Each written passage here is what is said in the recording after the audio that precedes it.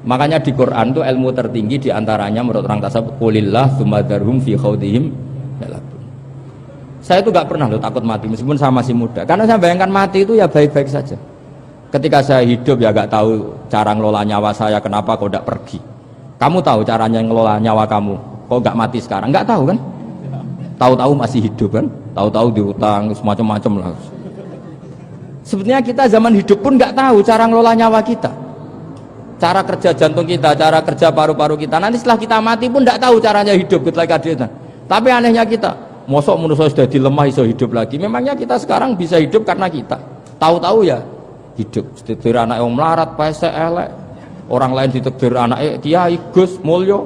Kita kan nggak pernah bisa milih bapak ya ora iso. Ngerti-ngerti anak Karmen, anak Karlan itu sudah gak tahu. Artinya gini ya, sudah ya Allah, ketika saya hidup ya gak tahu kenapa saya hidup, pasti Engkau yang menghidupkan. Ketika saya mati juga gak tahu kenapa saya mati, pasti Engkau yang menghidupkan dan mematikan. Maka saya akan baik-baik saja di akhirat, karena ketika di dunia Tuhannya yang Engkau, ketika di akhirat Tuhannya, dan sifat Engkau tidak akan rubah, tetap Arhamur Rahimin. Makanya dulu wali-wali itu kalau mau mati ya santai aja. Sayyid Umar bin Abdul Aziz itu ulama-ulama dulu kalau mau meninggal itu kalau keluarganya nangis marah besar. Memangnya mau kemana kamu nangisin saya? Lah kamu kan mau mati. Memangnya mau kemana kalau mati? Ya kembali ke Allah. Susahnya apa? Di dunia ya milik Allah, di akhirat ya milik Allah. Inna sholati wa nusuki wa mahyaya wa mamati lillahi rabbil. Yang aneh sampai harus melarat orang wani mati. Wah, aneh tenan. Ya karena sampean tahu mungkin di akhirat lebih miskin lagi kan. Terus repot nah terus. Coba kalau dari awal kita menstatuskan diri kita biadillah, inna sholati wa nusuki wa mahyaya wa mamati. Tapi kamu salah status, mengatakan kehidupan adalah momen untuk mencari kesejahteraan, kehidupan adalah momen untuk cari karir. Kamu mensifati kehidupan secara salah, jika kamu terjebak nyari karir, nyari kaya. Coba kalau kamu pakai mazhabnya Sufi, kehidupan adalah pemberian dari Allah untuk kembali kepada Allah. Kematian ya seperti itu. Akhirnya ya santai saja. Inna sholati wa nusuki wa mahyaya wa mamati lillahi rabbil alamin. Istri juga gitu. Saya itu tidak sombong. Saya itu mulai nikah sampai sekarang itu hampir gak pernah tukaran sama istri.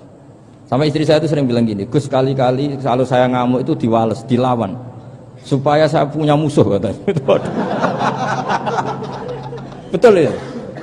Ya saya bilang gini, Allah itu maha baik sama saya. Ketika harmonis, ganjaran saya ya lewat harmonis itu, sehingga saya ngasih uang menyenangkan Anda. Ketika Anda marah, ganjaran saya lewat sabar.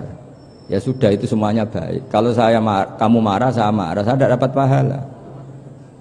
Makanya kalau kamu marah tak dengerin. Ini cara Allah membuat pahala tanpa bayar, kata saya.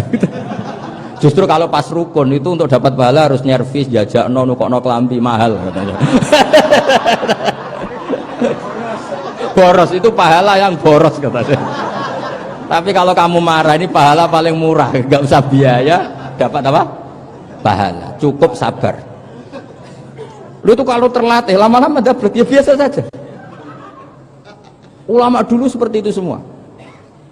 Imam Syafi'i itu pernah ada orang baik sekali sama beliau, orangnya itu munafik padahal. Tapi kalau setelah keluar dari Imam Syafi'i, dia memaki-maki Imam Syafi'i. Suatu saat beliau dikasih tahu, orang yang tadi muji-muji jenengan itu di luar maki-maki jenengan. Imam Syafi'i itu guyu sebenarnya bukan alhamdulillah. Muridnya kan janggal. Ini dikasih tahu gitu, alhamdulillah. Kenapa ya Imam Syafi'i, dia kan di luar maki-maki jenengan. Berarti aku wong wibawa, ning ngarepku rawani. Ya jadi dianggap enteng saja melihat, berarti aku wong wibawa, ning ngarepku ora wani. Ya sudah. Terus ketika ditanya, tapi itu kan bahaya bagi Anda karena memfitnah Anda gini-gini. Kata beliau, zaka Allah. Yang ngeritiknya bahaya itu hanya Allah Ta'ala. Yang lainnya enggak bahaya. Karena ini makhluk dhaif, enggak penting. Loh, kamu sampai tersiksa dikritik orang karena kamu nganggap makhluk itu penting. Ini gobloknya sampean. Goblok segoblok-gobloknya itu. Coba kalau kamu mensatukan makhluk tetap makhluk, kritiknya enggak penting. Selesai kan? Selesai enggak? Ini problem Anda ada wali itu, kalau dikritik ya susah. Makanya ada wali itu problem menurut saya. Makanya saya enggak jadi wali itu kan. Karena hanya wali yang hidupnya itu la khaufun alaihim wa lahum yahzanun. Orang dulu tuh semudah itu hidup. Gampang saja. Dulu ceritanya diantara ceritanya manakibnya Sayyid Ja'far Shadiq itu, kalau ada orang memaki-maki dia itu dikirimi hadiah. Kenapa ya? Karena kebaikan kamu telah kamu berikan kepada saya, ini hadiahnya. Sampai malu yang kritik itu. Kan kalau orang rasani itu kan kebaikannya dikasihkan sama yang dirasani. Lah kamu kan ngajinya seperti itu, tapi dirasani kok susah. Harusnya kan kasih aja, ditransferi saja. Alhamdulillah. Ya karena kita salah menamain tadi. Sing rasani pembenci, pembenci itu bahaya. Sehingga kamu mereaksi secara serius. Coba kalau kamu pakai hukumnya Allah dan Rasul, pembenci itu pemberi kebaikan. Istri marah adalah pemberi kebaikan. Ada yang berani mulai meraktekan? Latih begitu terus, insya Allah nanti hidup kamu barokah. Itu disebut wa'allama adamal asma. Dan itu yang diajarkan Rasulullah. Rasulullah itu kalau ngajarkan hidup itu gampang sekali. Allahumma ja'alil hayata ziyadatan li fi kulli khairin wal mauta rohatan li min kulli syarrin. Jadi kalau kita hidup anggap saja peluang untuk nambah kebaikan. Kalau kita mati anggap saja akhir dari semua potensi kejahatan kita. Anda sekarang mungkin tidak zina, tapi potensi zina. Anda sekarang tidak korupsi, potensi korupsi. Anda sekarang tidak selingkuh, tetap potensi selingkuh. Lah, Anda saja kalau mati berarti akhir dari segala potensi itu. Alhamdulillah. Makanya saya tuh nggak pernah takut mati. Karena saya misalnya setiap saat mati ya saya nanti akan bilang, ya Allah, ini sudah mau mati berarti mau akhir dari segala potensi keburukan saya. Alhamdulillah. Makanya itu ulama-ulama dulu kalau ada preman mati, saya guys, tonggone ra gelem muni saya. Waduh preman kurang ajar. Saya guys, tonggone tetap ra gelem muni saya. Padahal kiai ini muni, saya guys pun mati pun mboten saged macam-macam niki pasti. Karena dia dengan mati berarti rohatan mengkuli syarrin, keburukannya tidak terulang lah.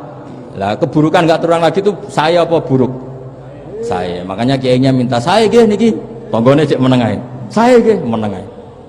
Makanya suatu saat kalau ada gitu kamu harus bilang apa? Saya pun mboten jahat malih pun mati. Jadi kayak apa coba? Coba sekali-kali statuskan kalau al hayat adalah ziyadatan lana fi kulli khairin, al maut adalah rohatan lana min kulli syarrin. Sehingga kita hidup ya happy, mati juga happy, gak masalah.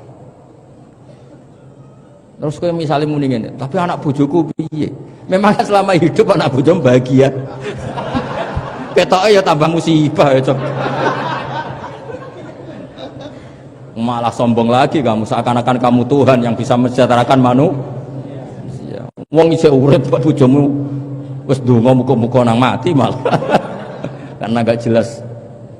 Ya, ini penting, ini saya utarakan. Jadi ini saya cicil juz 1 wa allama adamal asma. Makanya kata Rasulullah, ala ta'jabuna kaifa yusrifu wa annisat ma quraisin wa dhamma. Ini penting, nama itu penting. Karena sekali nama ini salah, coba misalnya orang sepakat darani Fir'aun itu wujida ba'da alam yakun. Fir'aun itu ada yang dulu-dulunya tidak ada. Hal ata alal insani hinum minad dahri lam yakun syai'am madhkur. Coba kalau kamu melihat sekarang kamu hidup itu apa? Untuk sujud itu murah, gampang. Untuk mengenal Allah itu gampang kita kenal karena Allah itu adzaru minadz dzahir. Adzaru dzahir itu Allah, zat yang begitu jelas. Lah mati itu mau apa? Ya menuju Allah. Hidup menyaksikan Allah, mati menyaksikan Allah, itu nyaman. Yang menjadi tidak nyaman karena kamu salah bikin status. Hidup untuk menggapai cita-cita, untuk sukses. Wong komunis yo muni ngono, lonte yo muni ngono, copet yo muni ngono. Rumang samu sing men bahagia iku kiai tok. Rumang samu sing men duwe akeh kiai tok. Coba copet kamu tanya, kenapa kamu nyopet? Ingin punya uang banyak. Terus kiai tak kok sering dakwah kena opo? Repot to. Nak jawabe ngono maksudnya. Tapi nak jawabe dakwah nyebarno Islam, aku ora dibayar apa-apa. Waras berarti, napa? Ini penting saya utarakan, makanya saya itu mau ngajar itu diantaranya itu. Al ismu ya dulu ala musamma. Maka itu hebatnya Quran. Quran itu ketika menjamakkan kata ilah itu diulang. Qul law kana ma'ahu alihatun kama yaqulun, kata Allah. Karena lafadz ilah itu nggak boleh dijamakkan. Itu jamak kriminal. Loh kok tidak kriminal gimana coba? Kalau Zaidun itu satu, boleh nggak kamu mengatakan ja'a Zaidani? Nggak boleh kan? Kalau Zaidun satu, boleh nggak kamu mengatakan ja'a Zaiduna? Nggak boleh kan? Sama ilah itu satu apa dua? Satu. Boleh nggak kamu katakan ilahani, dua Tuhan? Nggak boleh. Makanya Allah kalau mengatakan alihah itu qul law kana ma'ahu aliyah, andekan, lau itu andekan. Itu aja masih ditututi kama yakulun, sebagaimana mereka katakan. Karena lafadz ilah itu tidak pernah punya jama' aliyah. Makanya Allah ngertikan kullau kana ma'ahu aliyah, masih ditambahi kama yakulun, tapi itu kata mereka kira-kira gitu. Maka kenangan saya sama Mbak Turehan, saya ini masih pernah cucu sama Mbak Turehan karena saya mbah saya kandung namanya Fatimah, itu abahnya itu orang sini, Fakhriyas itu.